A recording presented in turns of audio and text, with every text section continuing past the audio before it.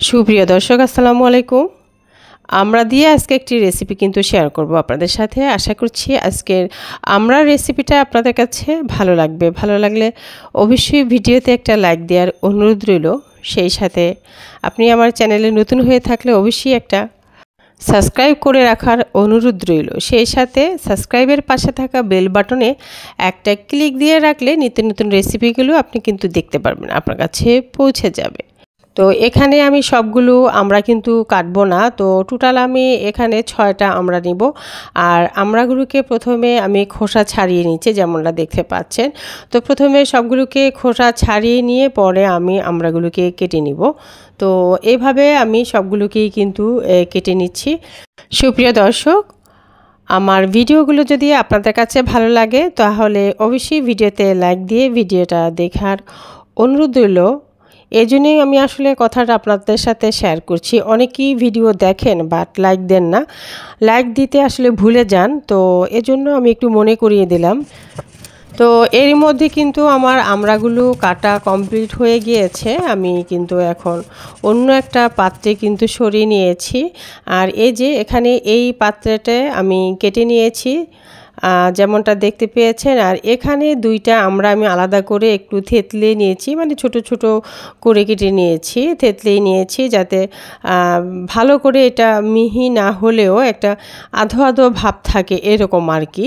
তারপরে আমি মূল রেসিপিতে চলে আসলাম। তো এখানে আমি সরিষা তেল ব্যবহার করেছি 2 টেবিল চামচ, আর 3টা রসুনের কোয়াকে আমি থেতো করে দিয়েছি, আর 2 টেবিল চামচ পেঁয়াজ কুচি দিয়ে নিলাম। এখন ততক্ষণ পর্যন্তই ভেজে নেব।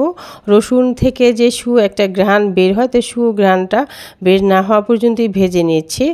আর এরপরে এখানে আমি ব্যবহার করছি 2টা তেজপাতা, একটা হচ্ছে শুকনো মরিচ। আপনারা চাইলে কিন্তু তেল দিয়ে প্রথমে তেলের মধ্যে শুকনো মরিচটা এবং তেজপাতাটা কিন্তু ভেজে নিতে পারেন, হ্যাঁ, সেটাও করে নিতে পারেন। তো আমি পরে দিলাম আর কি।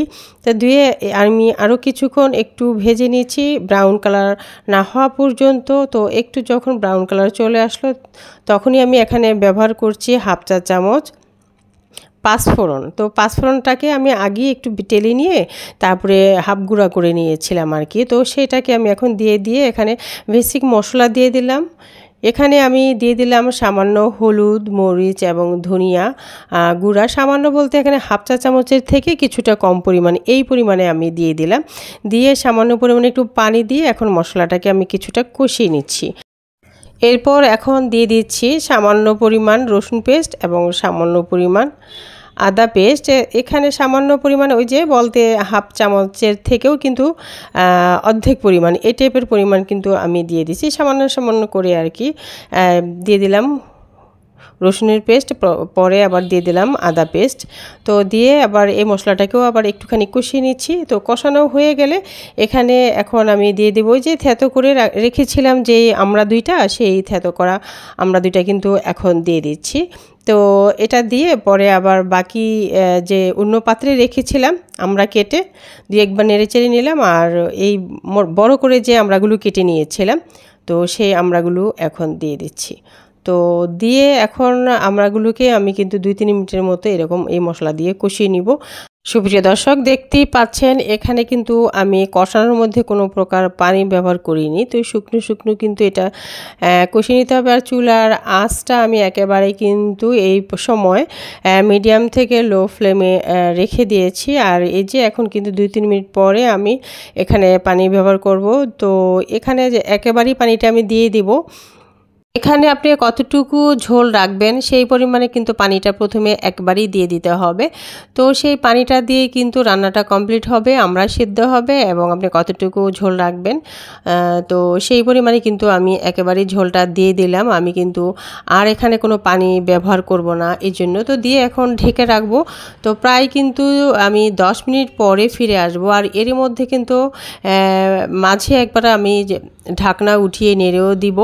আর চুলার আঁচটা এর মধ্যে কিন্তু মিডিয়াম থেকে একেবারে লো ফ্লেমেই রেখে দিতে হবে। এই যে 10 মিনিট পরে ফিরে চলে আসলাম। আর এখন নেড়েচেড়ে দিয়ে এখন চেক করে নিব যে আমড়াটা সিদ্ধটা কতটুকু হয়েছে। তো এখন স্প্যাচুলা দিয়ে আমি একটু চেক করে নিচ্ছি। তো আমড়াটা মনে হয় একেবারেই 100% সিদ্ধ হওয়ার পথেই, যেহেতু 10 মিনিট সিদ্ধ করেছি। তো হ্যাঁ, মাশাল্লাহ একেবারেই সফট হয়ে গিয়েছে, আমড়াটা দেখাই যাচ্ছে। আর আমি তো চেক করেই নিলাম, আর এই যে একটু লবণটাও চেক করে নিব। তো লবণটা মনে হয় লাগবে, আমি পরে কিছুটা লবণ কিন্তু এখানে ব্যবহার করে নিব। আর এখন আমি ব্যবহার করব হচ্ছে চিনি। তো এখানে আমি চিনি দিয়ে নিচ্ছি। তো চিনিটা আমি দিয়ে দিচ্ছি আমার টেস্ট অনুযায়ী, তবে খাট্টাতে যেই পরিমাণ চিনি হয় আর কি, খুব বেশি অনেকেই পছন্দ করেন তারা একটু বেশি দিয়ে নেবেন, আবার যারা একটু মিডিয়াম টাইপের পছন্দ করেন তারা আপনাদের টেস্ট অনুযায়ী দিয়ে নেবেন। এখানে আমি দিয়ে নিয়েছি 4 চা চামচ পরিমাণ চিনি, আমার ব্যালেন্স অনুযায়ী টেস্ট অনুযায়ী দিয়ে নিলাম। আর কিছুক্ষণ একটু রান্না করে নিয়ে এখানে আমি 2টা কাঁচামরিচ একটু আগা দিয়ে কেটে তারপরে দিয়ে দিলাম আর কি। তো এখন আমি আরও কিছুক্ষণ এইভাবে রান্না করে নিব। আর প্রায় কিন্তু শেষের দিকে আমরা দিয়ে খাট্টা রান্নাটা। আর এখন উঠানোর আগে যেটা করব, এখানে 1/2 চা চামচ আমি জিরার গুঁড়া, টালা জিরার গুঁড়াটা দিয়ে দিব। তো এখন আমি এইভাবে চিনি দেওয়ার পর আরও কিন্তু আমি 3 থেকে 4 মিনিট এইভাবে রান্না করে নিলাম, নেড়ে চেড়ে নিলাম। আর এই যে এরপরে এখন কিন্তু যখন ফুটে আসবে আর কি ঝোলটা আমরা থেকে, ঠিক তখনই কিন্তু আমি জিরার গুঁড়াটা, টালা জিরার গুঁড়াটা দিয়ে দিলাম এখানে 1/2 চা চামচের থেকে কিছুটা কম। তো দিয়ে আবারও নেড়েচেড়ে নিচ্ছি, এবং লবণটা চেক করে নিয়েছিলাম, লবণটা কিছুটা লাগবে, সেক্ষেত্রে আমি কিন্তু কিছুটা লবণও দিয়েছিলাম। আর যখনই দেখব এই যে খাট্টাটা ফুটে আসবে ভালো করে, ঠিক তখন আমি রান্নাটা নামিয়ে ফেলবো। আমার খাট্টা রান্না কিন্তু একেবারেই কমপ্লিট। এখন একটা সার্ভিসিং ডিশে সার্ভ করে নিচ্ছি। সুপ্রিয় দর্শক, আজকে আমরা দিয়ে খাট্টা রেসিপিটা কেমন হলো অবশ্যই কমেন্ট করে জানাতে ভুলবেন না। আর আমি কিন্তু এর মধ্যে খেয়ে দেখেছি, মাশাআল্লাহ অনেক টেস্ট হয়েছে, খুবই সুস্বাদু হয়েছে আমরা রান্নাটা। আপনারা চাইলে কিন্তু একবার ট্রাই করে দেখতেই পারেন। পরবর্তী রেসিপিতে ইনশাআল্লাহ কথা হবে। ভালো থাকবেন সবাই, আল্লাহ হাফেজ।